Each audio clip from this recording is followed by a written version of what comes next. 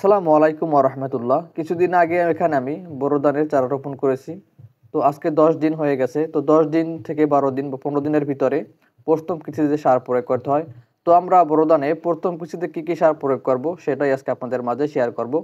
তো এখানে বোরো ধান চাষ করার প্রথমত জমি প্রস্তুতি করার জন্য বিভিন্ন ধরনের সার প্রয়োগ করতে হয়। তো সেই সারগুলো আমি সম্পূর্ণ দিয়েছিলাম। তো এখন আমি প্রথম কিস্তিতে কী সার প্রয়োগ করব সেটাই আজকে আপনাদের মাঝে শেয়ার করব। তো বোরো ধান রোপণের আপনার 10 থেকে 15 দিনের ভিতরে কিন্তু সার প্রয়োগ করতে হয়। তো এখানে আমি প্রথমত পানি দেওয়ার কাজটা সেরে নিলাম। তো পানি সেচ দেওয়ার সম্পূর্ণই শেষ। এখন আমাদেরকে সার প্রয়োগ করার জন্য সারটাকে সুন্দর করে তৈরি করে নিতে হবে।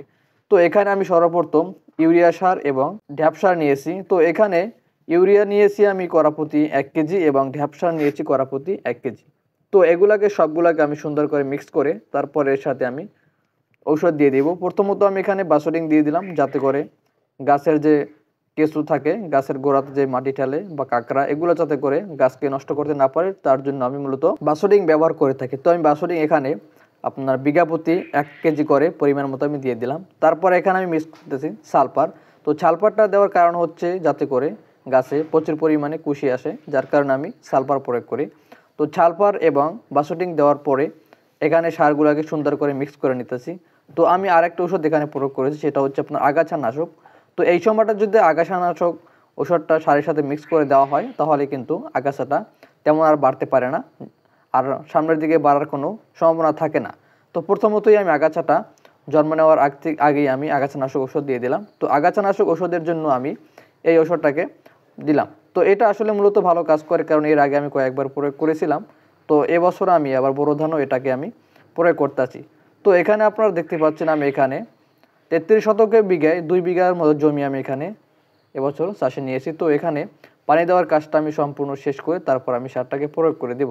তো পানি যেহেতু দেওয়ার চলমান কাজ শেষ, তো এখন আমাদের সার প্রয়োগ করা শুধু বাকি। তো আমরা সার প্রয়োগ করার জন্য ক্ষেতে সারটা নিয়ে নিলাম। তো এখন আমরা সুন্দর করে সারটাকে প্রয়োগ করে দেব। তো সারটা প্রয়োগ করার ক্ষেত্রে অবশ্যই সারটাকে ভালো করে ছড়িয়ে ছিটিয়ে দিতে হবে, যাতে করে কত জায়গায় কম বেশি না পড়ে। যদি কম বেশি পড়ে তাহলে দেখা যাবে সব জায়গাতে সমানভাবে সার না পড়লে গাছ কিন্তু সমানভাবে বেড়ে উঠবে না। তো সার দেওয়ার সময় অবশ্যই আপনারা সুন্দর করে সারটাকে ছিটিয়ে দেবেন। তো আমার ভিডিওতে যারা এখনও লাইক করেন তারা অবশ্যই লাইক করে দেবেন, এবং যারা চ্যানেলে নতুন দর্শক তারা অবশ্যই চ্যানেলটাকে সাবস্ক্রাইব করে রাখবেন, এবং যারা ফেসবুক পেজ থেকে দেখছেন তারা অবশ্যই ফেসবুক পেজটাকে ফলো করে রাখবেন। আর বোরো ধান নিয়ে যত আপডেট আমি সবগুলোই আমার চ্যানেলে আমি ভিডিও আপলোড দেব।